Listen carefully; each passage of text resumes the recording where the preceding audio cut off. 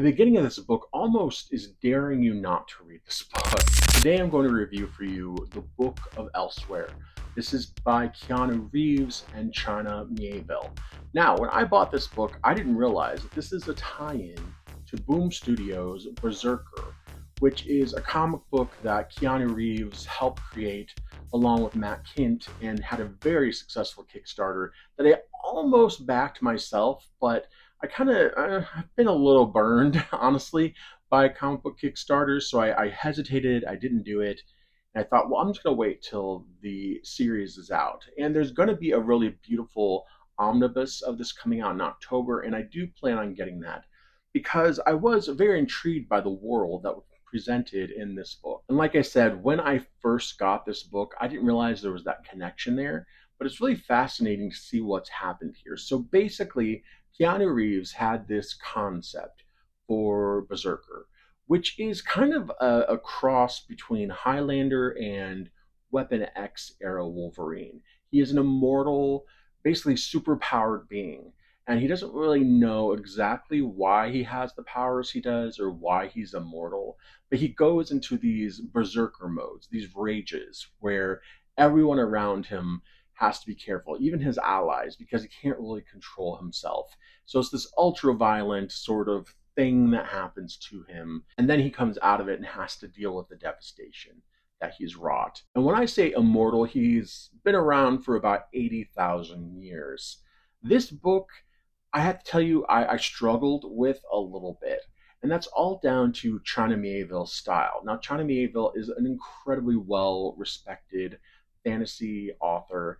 I have been meaning to read a book by him forever, and I'm going to read another one after this. In fact, I might even next week.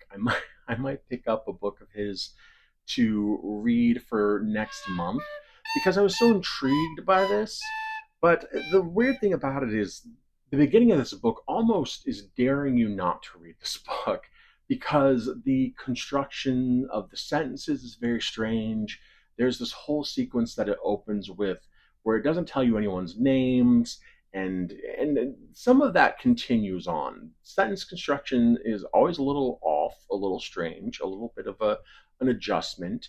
There are also lots of $10 words. Now I I feel like I have a pretty decent vocabulary, so I was able to keep up partly. But this book actually had reaching for the phone to look up a couple words because they were new to me. I think I described it before in one of my updates. It's kind of chunky. And by that, I mean, there's a lot of gristle to this book. You're not just going to be able to eat it like a fast food meal, in other words. So this one just, it took a little more mental energy than I was expecting or necessarily was able to give it this month because of all that's going on with my own book release and all that kind of stuff. So it just took me a while to read. And there were times where honestly I would sit down to read it and I found myself just sort of distracting myself because there is this sort of little essence of feeling like you're doing your homework. And I love books with a rich vocabulary. I love interesting writing styles, but this one was just a rough one for me because of the context of everything around it. Now, saying that, I really enjoyed this book a lot.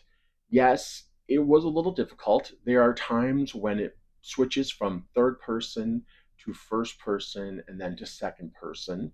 They all have different meanings, but they don't really give you a guide as to what is going on when it switches at first, and it takes a while. Honestly, it took me a good chunk of the book to really fully understand or see the pattern. Partly, I think, because I wasn't necessarily in the mental place that I needed to be to read this. I didn't have enough energy and time to devote to it.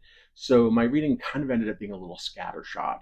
But I think, honestly, I would like to kind of read this again. I'm thinking about maybe listening to the audiobook as a secondary read. I'm assuming there is one. I haven't looked for sure, but I'm assuming there is one.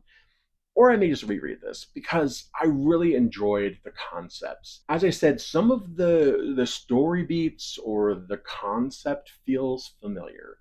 There is this immortal who is working with this government agency who's trying to mine his secrets while using him as a tool, which sort of aligns with what he's trying to find out about himself, which is the only reason why he puts up with any of it. But the concept gets weirder and more interesting. But this is going to be adapted into a Netflix movie. I think it's still coming. I know it was announced in 2021, and then a subsequent anime series is going to follow. So you're going to see this story in your periphery in one way or another. I don't know if there's going to be a sequel to this or if it's a standalone that's just sort of a complementary piece to the wider story, because there are definitely elements that are continuing. So I don't know if they perfectly align with the comic book or not, but I'll tell you once I read it eventually. But what is here is rich in its history, in its detail, in its character study, and it really effectively communicates the concept of this immortal, this berserker, of being 80,000 years old and having lived all of these different lives. One of the things that happens is you get the third person sort of regular story.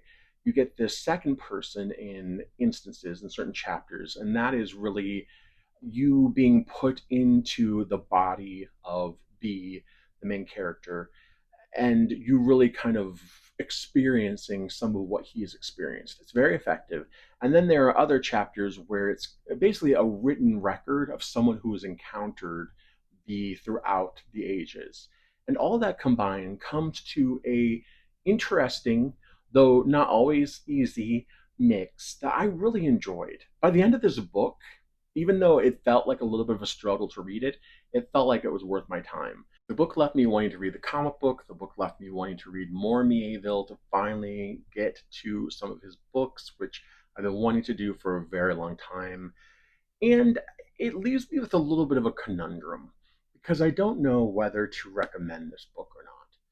I feel like you'd have to be familiar with Miéville's writing style, which I was not, but apparently this is pretty indicative of it, or you'd have to have a particular love of Berserker, or you just have to be in the right place to meet this book where it is. And it does make you do a little work. I wouldn't say it's necessarily like an overwhelming piece of literary fiction or anything like that. I've tackled those before. This wasn't that. And in fact, it would be a decently easy read if I had been in the right mental space. But it is there. But there is a little bit of chunkiness to this if you're not used to that kind of reading. So, would I recommend this book? Yes. If you enjoy ultraviolent contemporary sci-fi and you want to add in a little more literary to that sort of genre, if you want a little more philosophy, if you want a little more ruminating. So there is both in this book. And I think that's the brew that I enjoyed so much, but I don't know how that translates to other people. So I hope that gives you a good idea about the Book of Elsewhere and whether it's for you. If you do check it out, please let me know what you think about it. I would love to hear other people's thoughts about this. But I am definitely going to go pre-order Berserker and look at the China Miéville section and maybe pick up Perdido Street Station. Until next time.